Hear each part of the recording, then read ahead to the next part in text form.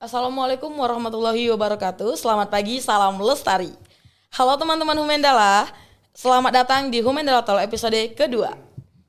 Hari ini kita akan membahas tentang pengaruh narkoba terhadap produktivitas mahasiswa. Episode kali ini bersama saya Laura, dan kali ini saya ditemani oleh Bang Muhammad Effendi dari Badan Narkotika Nasional Provinsi Riau.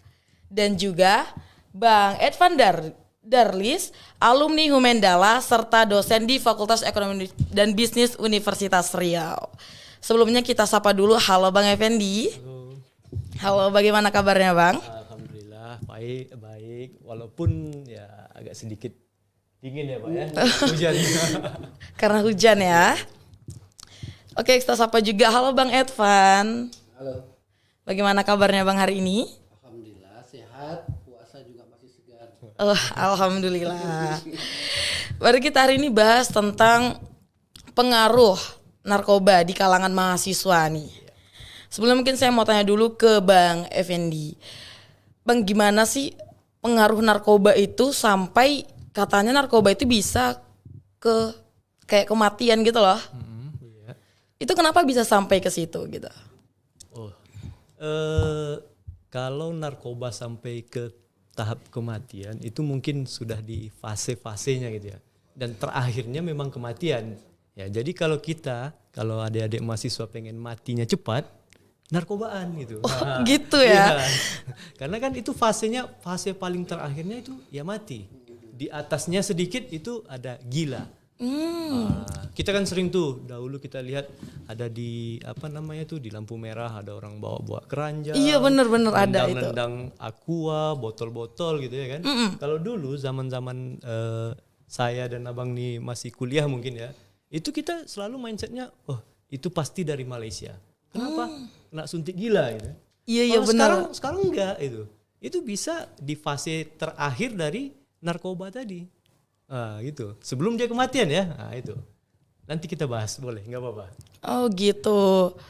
Terus kenapa kita nih kayak remaja katanya paling sering diserang nih? Nah, mahasiswa ini kan masih di fase-fase remaja dan pemuda-pemuda gitu. Betul. Kira-kira kenapa mereka yang lebih banyak terserang? Jadi begini, yang namanya remaja, mahasiswa itu adalah mungkin target yang paling gampang, yang paling labil.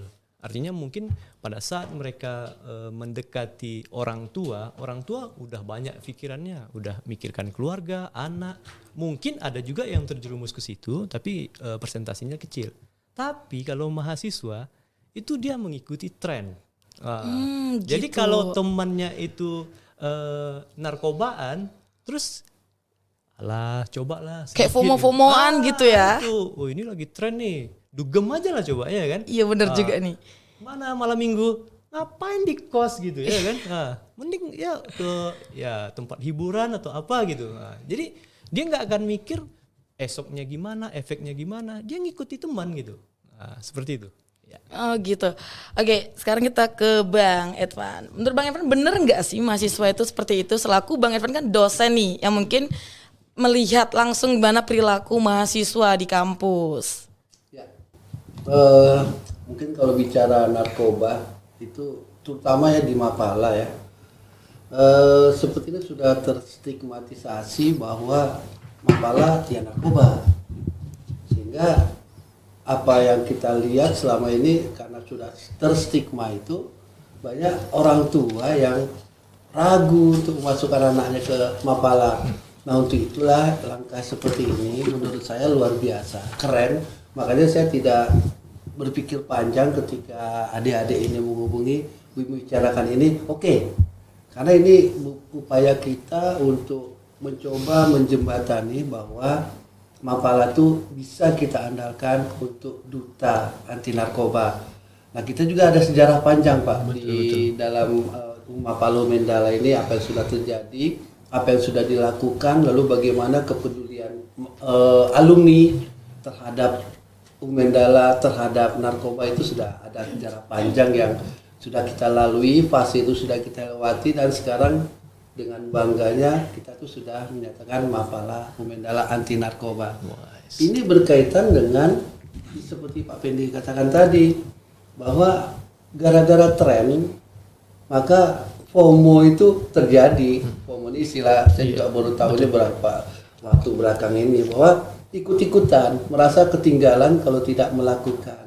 Padahal itu adalah satu hal yang mungkin akan berdampak panjang. Ya kira-kira seperti itu yang bisa saya gambarkan di awal ini. Oh gitu.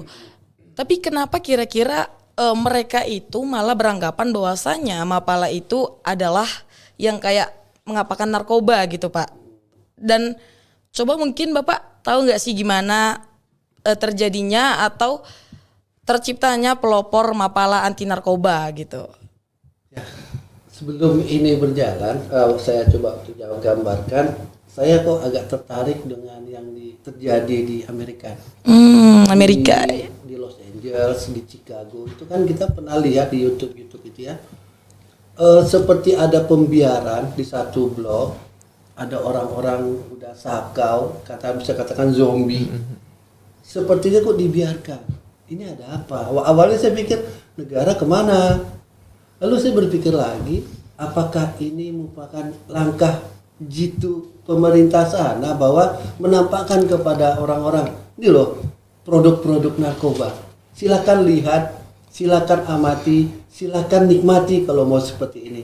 Jadi hal-hal seperti ini saya tidak tahu apakah memang asumsi saya itu seperti benar, mau membiarkan dalam tanda petik.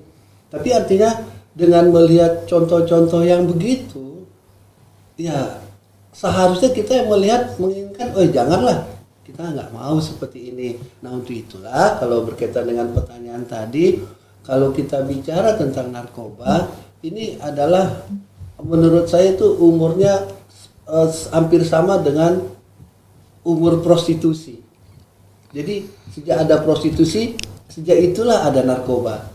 Jadi memang umurnya sangat panjang dengan bervariasi sedemikian, sehingga upaya-upaya kita untuk melindungi diri kita, untuk bisa membuat benteng pada diri kita, memang harus kita mulai dari diri kita sendiri agar kita bisa mempunyai kekuatan untuk menghindari seperti itu. Kira-kira seperti itu.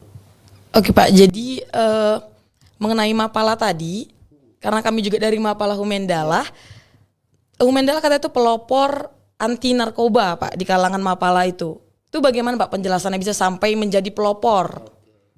Jadi sebelum ke sana juga saya ketika ada kesempatan untuk membuka acara atau memberikan sambutan di event-event Humendala, saya sering mengatakan begini, kami tidak ingin Anda semua, ini Anda para mahasiswa ini ya, berada di sini untuk kami rusak.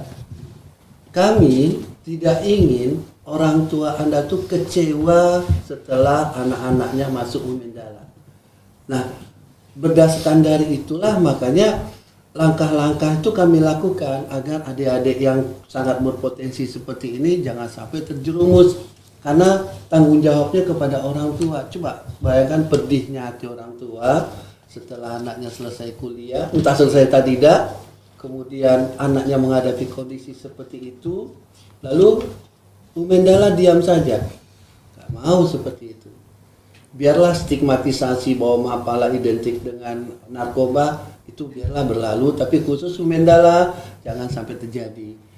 Kalau terjadi, pengalaman kami selama beberapa tahun kemarin, Pak Pendi, sudah ada langkah-langkah yang konkret untuk menindak tegas kepada anggota yang mengalami seperti itu. Demikian ya. Makanya sebagai duta Mapala anti narkoba itu terus kita lakukan, terus kita gerakkan. Mudah-mudahan menular ke Mapala-Mapala lainnya.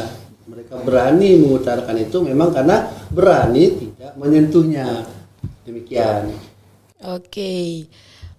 Keren banget berarti ya Humendala ini karena dia memang langsung gitu ya.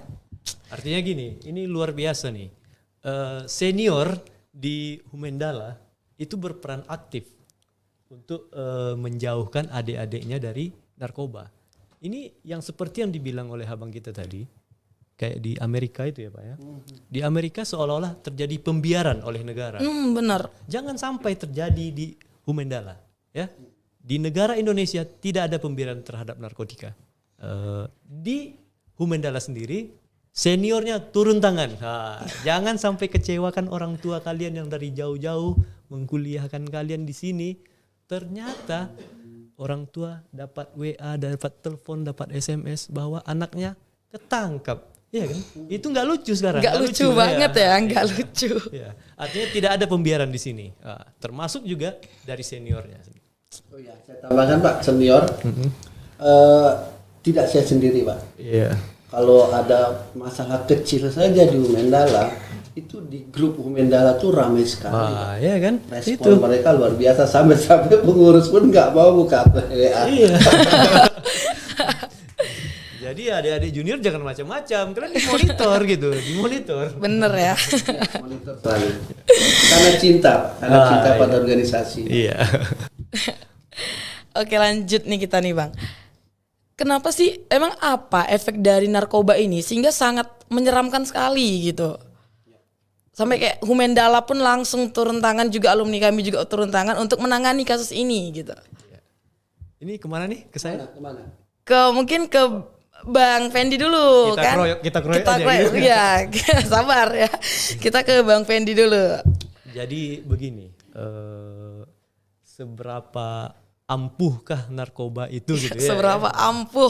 Mungkin adik-adik masih ingat dengan kasusnya siapa namanya yang pulang dugem kemarin nabrak orang? Orang kantor itu ya. Harus ingat. Mahasiswa lupa soalnya. Lagi, iya, walaupun lupa bukan lagi. mahasiswa Unri. Iya benar. Itu contohnya. Artinya pada saat dia menikmati narkoba itu, dia nggak akan ada mikir apa-apa, nggak ada mikir yang lain. Dia cuman mikirnya happy, dia bahagia dengan narkoba itu, ya kan? Padahal setelah dia pulang dari happy-happynya itu, ya, dia nabrak orang.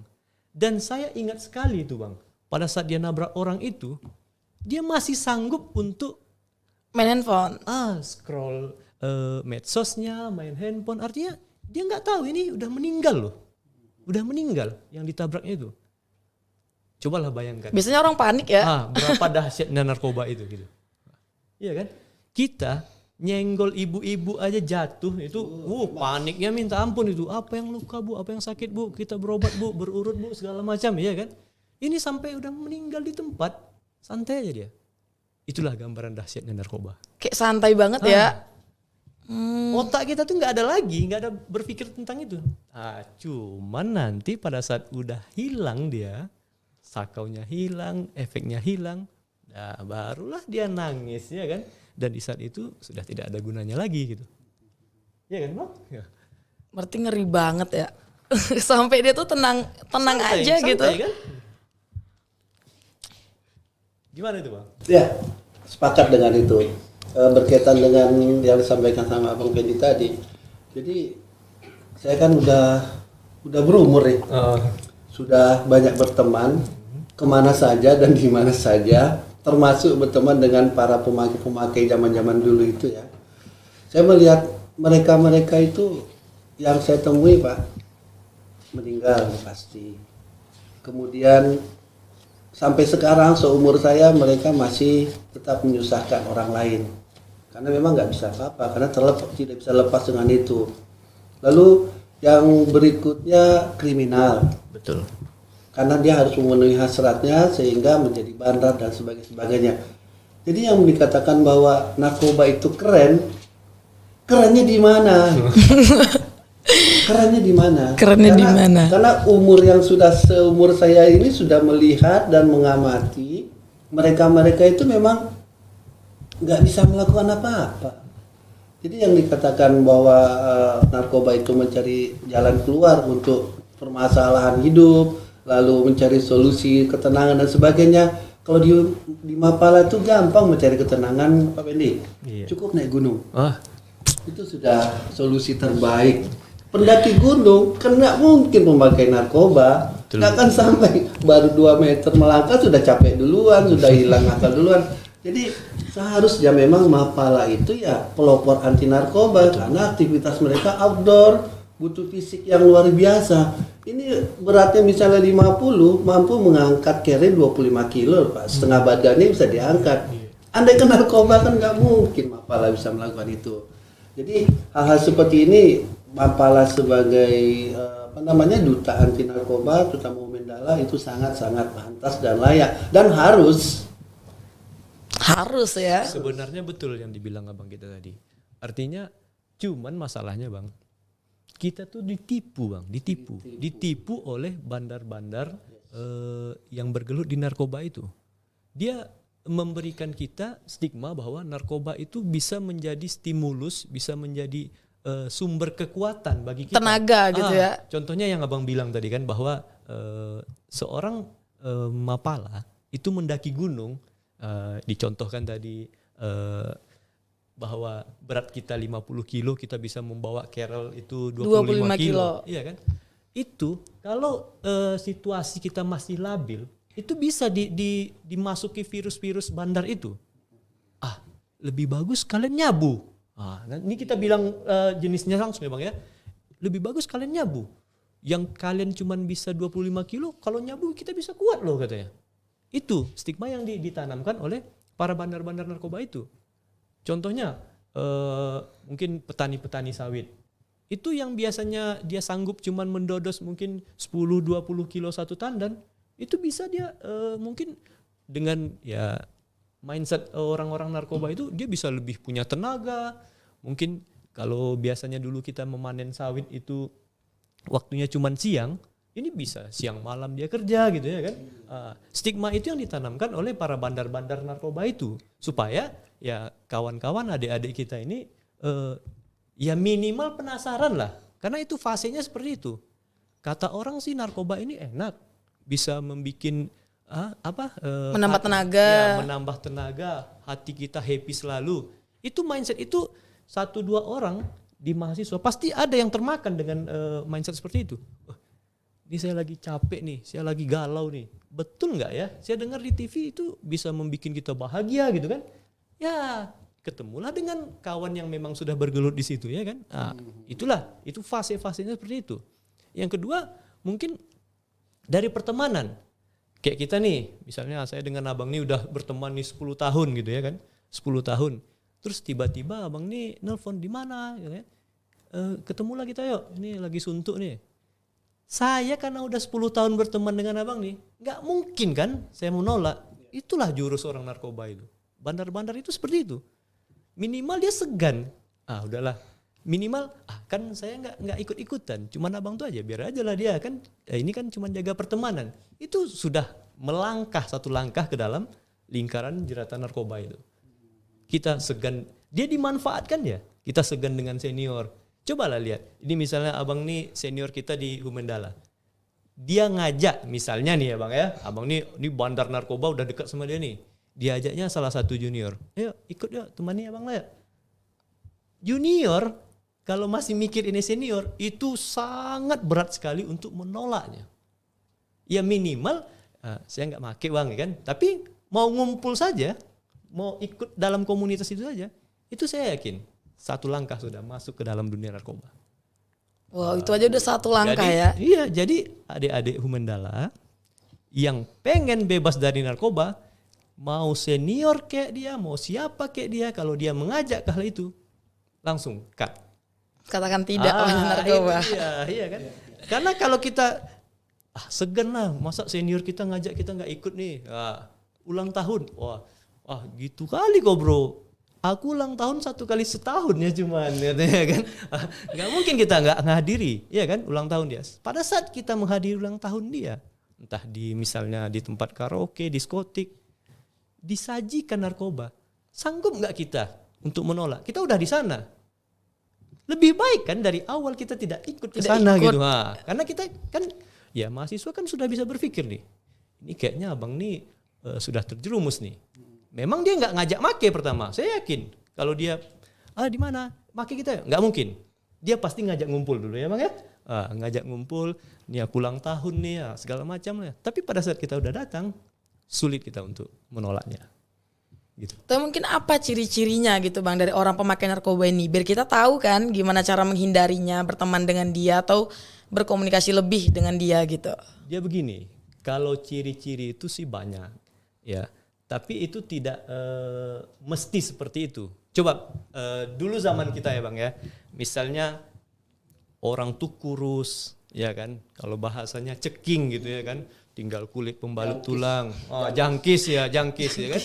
Itu dulu pasti orang memvonis dia bahwa dia itu pemabuk, narkoba, seperti itu, ya kan? Tapi kalau sekarang jangan salah, BB 100 kilo itu bisa sebagai pengguna narkoba. Ada nggak artis-artis kita yang gendut-gendut itu narkobaan? Jadi nggak ada itu mindset bahwa kalau dia kurus, dia ceking, jangkis, itu narkobaan. Oh, belum tentu. Tapi dari dulu itu yang kita tahu ya. Itu. Jadi aman nih yang agak-agak berbadan gitu kan, aman. Dia nggak akan dijudge bahwa dia sebagai pengguna narkoba gitu. Nah, itu dia. Jadi sekarang tidak ada. Kenapa? Efek narkoba itu ada yang efeknya uppers, lowers. Artinya apa? Ada yang ya mungkin adik-adik tahu sendiri lah. Kalau dia pakai narkoba, ada yang bawaannya itu bisa puasa dia Bang. Wow. Pakai narkobanya 1 kali, nggak makan, nggak minumnya 2 hari bisa. Itu tergantung jenisnya juga nggak Bang? Jenisnya. Ada juga yang narkoba yang setiap dia make, bawaannya tuh pengen makan, pengen tidur. Nah, kita kasih contoh. Yang namanya sabu-sabu, itu biasanya setelah kita mengkonsumsi sabu-sabu itu, kita tidak akan pengen makan. Bawaan kita tuh kenyang aja. Apa nggak habis badan kita ya Bang ya? Dan satu lagi, dia tidak akan pengen tidur. Kenapa? Mata nih walaupun dibawa tidur, dipicing gitu, ditutup telinga, dia kemana-mana, pokoknya menjelajah dunia lah gitu. Ya, kita bandingkan dengan narkoba jenis lain, daun ganja.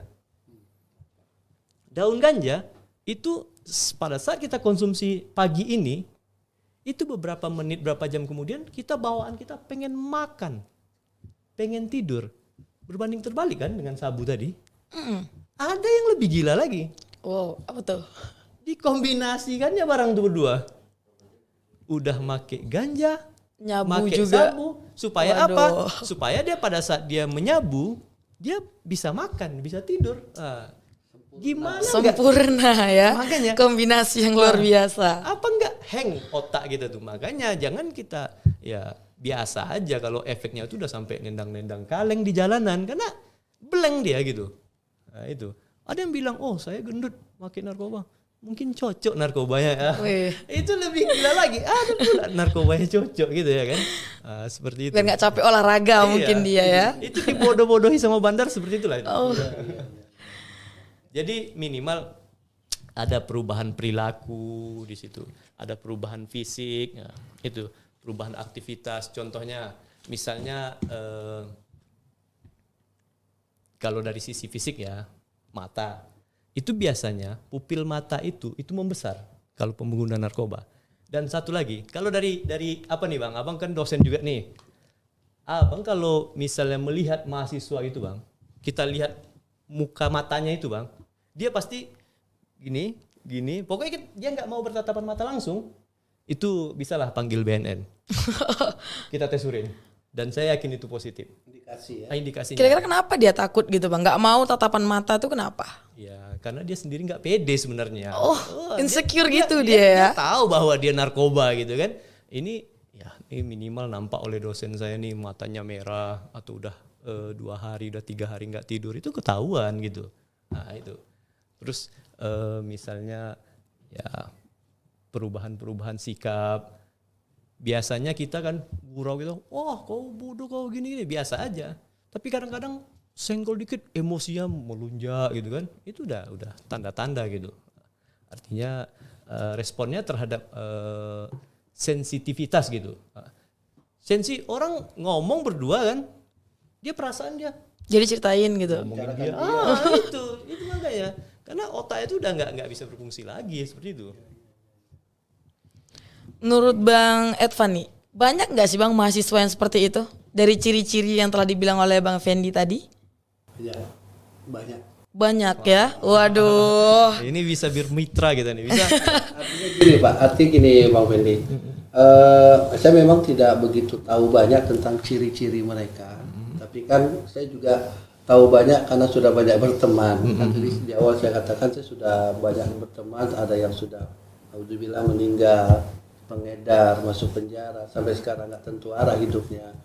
Itu bisa kita lihat dari mereka, walaupun zaman dulu mungkin ya yang sabu, putau itu mungkin belum ada. Belum ya, betul. Yang ada ganja atau obat-obat segala macam itu. Nah, jadi ketika melihat fenomena itu saya cuma membayangkan begini ya. Tadi di awal sudah saya sampaikan begini.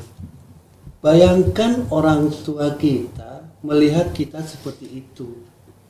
Jauh-jauh taruhlah dari luar provinsi, luar kota, anaknya kuliah di sini, lalu ternyata anaknya seperti itu.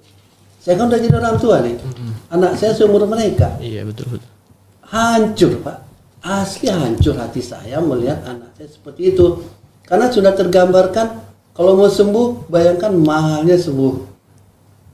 Saya ambil contoh seleng lah ya.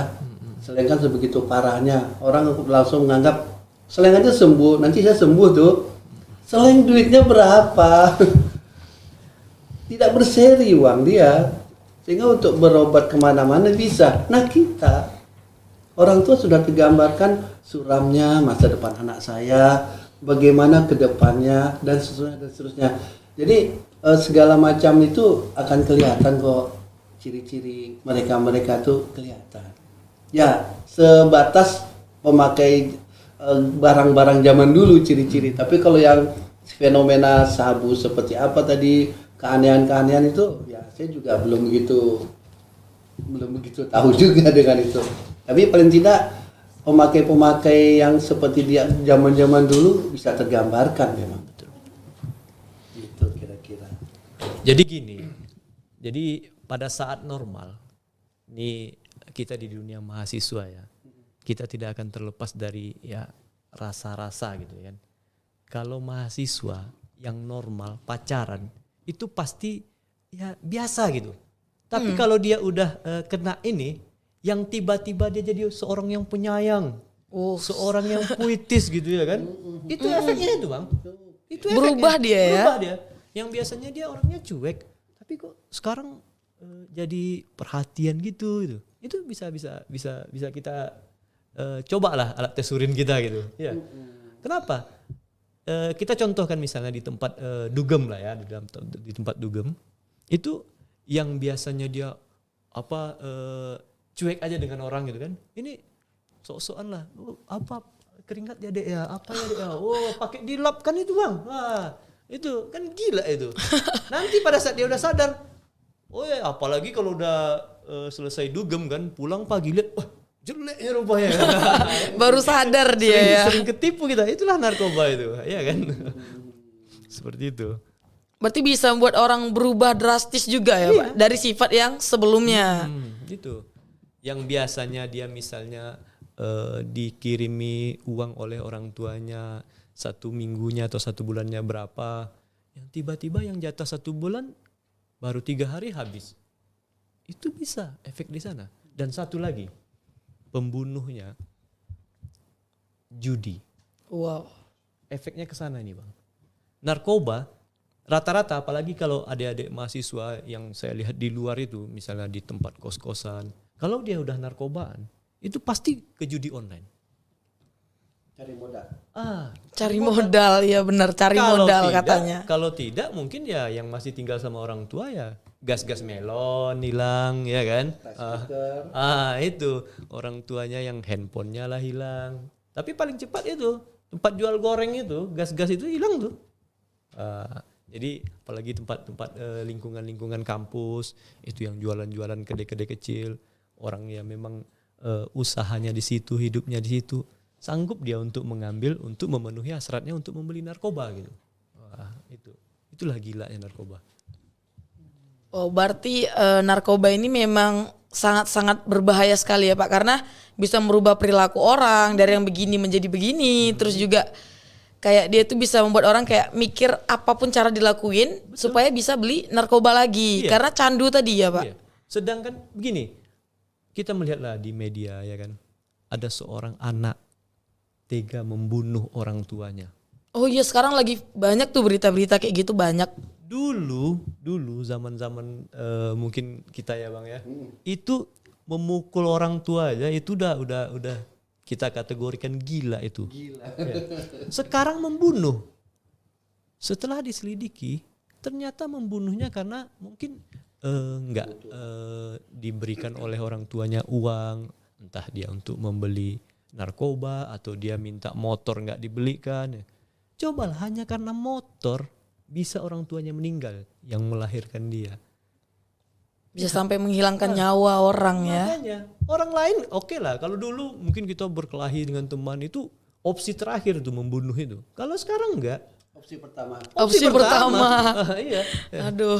Jadi pada saat kita bisa jadi gini. Kalau adik-adik berteman dengan bergaul dengan orang-orang narkoba. Pada saat dia ngajak. Ayo kita nyabu yuk. Ayo kita mengganja yuk. Atau cimeng gitu ya kan. Pada saat kita menolak. Jangan salah. Bisa saja malam nanti kita yang dibunuhnya. Wow. Iya kan? Kenapa? Karena dia takut sendiri. Orang narkoba itu Pak. Itu jiwanya seperti itu ngeri sekali. Pada saat dia biasa duduk dengan kita, sekali kita ajak dia nggak mau, dia langsung berpikiran apa? Jangan-jangan dia nanti membocorkan nih. Kalau di pihak kampus, di lingkungan kampus, wah nanti nih jangan-jangan dia ngasih tahu nih sama dosen-dosen kita. Lebih bagus kita hilangkan nyawanya. Itu kenapa? Pikirannya itu nggak ada lagi, nggak ada pikir panjang segala macam. Dia pikirkan pada saat itu aja. Makanya seperti dia butuh, misalnya dia mau belanja, apapun akan dilakukan untuk memenuhi hasratnya itu. Sama dengan tadi, dia sensi. Oh, ini jangan-jangan nih, ini sampai nih ke dosen nanti nih. Udahlah, hilangkan nyawanya. Itu biasa zaman sekarang, iya kan? Nah seperti itu. Mengerikan ya. Sangat-sangat mengerikan sih Bang. Presiden kita sampai bilang bahwa extraordinary crime. Ini sudah luar biasa, tindak kejahatan yang luar biasa gitu. Berpengaruh terhadap hak asasi manusia. Karena di situ nyawa tidak ada harganya lagi. Bandar-bandar itu kan seperti itu. Kayak dulu zaman-zaman di film-film Pablo Escobar itu kan, itu nggak ada harganya nyawa kita.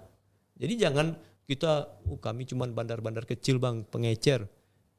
Nyawa dia tuh di ujung kuku tuh. Sekali dia nggak setor dengan bandarnya, mati dia tuh. Itu jadi nggak usah lah kita bergaul, nggak usah lah kita masuk ke lingkungan itu karena nyawa kita tidak ada harganya di sana. Berarti di lingkungan narkoba itu memang nyawa itu tidak ada harganya sama sekali ya Bang ya. Itu. Aduh. Hari ini memang luar biasa. Kalau yang menonton tidak mengambil hikmah dari percakapan dengan Bang Fendi tadi, itu memang keterlaluan. Dan rugi banget sih Bang, serius rugi banget kalau nggak nonton dan nggak dengerin. Sudah seperti itu ya bahayanya, tapi begitu masif juga mereka menggembosi mahasiswa untuk bisa memakai barang-barang seperti itu ya. Iya, karena itu tadi mahasiswa ini lahan empuk gitu Bang. Lahan empuk.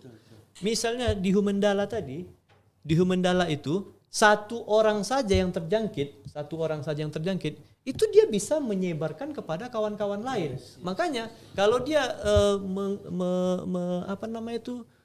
masuk ke dunia yang lain, misalnya pekerja, itu hanya 1-2 orang saja yang bisa dipengaruhinya. Tapi kalau pada saat mahasiswa kena satu, bisa kena semua gitu ya Bang ya. Dia kayak virus gitu.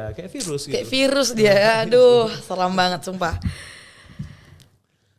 Oke, karena kita nih kayaknya kita udah banyak banget bahas nih ya Bang ya. Kita juga udah mau sampai di penghujung acara. Nggak terasa ya? Iya nggak terasa karena terlalu asik banget tadi bahas narkoba ini memang. Apalagi di kalangan mahasiswa ya. Dia kalau narkoba itu Bang, sebenarnya kalau kita bahas narkoba secara full 3 hari 3 malam. Nggak putus ya Bang? Nggak putus. Jadi harus ada kopinya, waduh, ada gorengannya. Lagi puasa pula nih. Kenapa coba?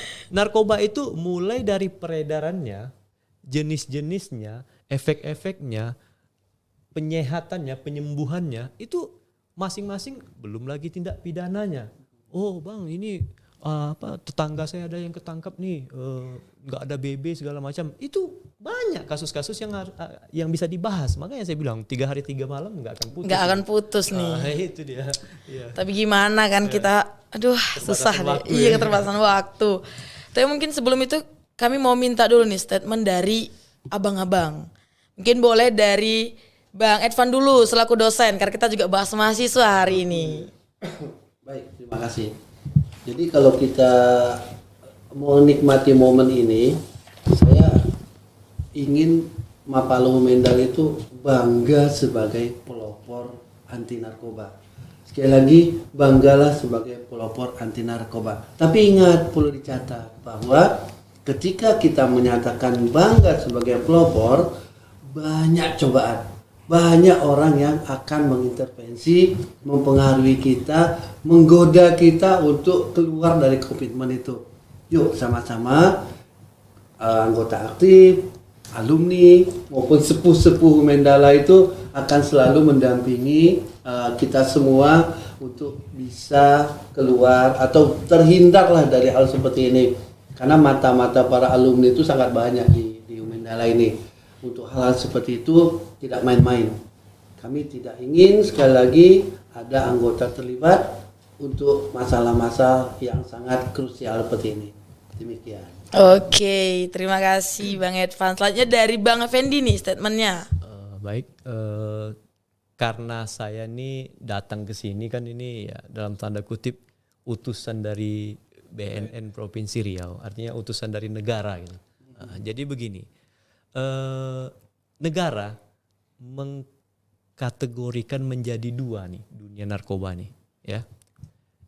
Narkoba itu ada yang sebagai pelaku itu ada bandar, ya kan, ada pengedar, ada kurir. Itu negara tidak akan main-main dengan orang-orang seperti itu. Bahkan negara ya di dalam undang-undang itu boleh sampai menghilangkan nyawa.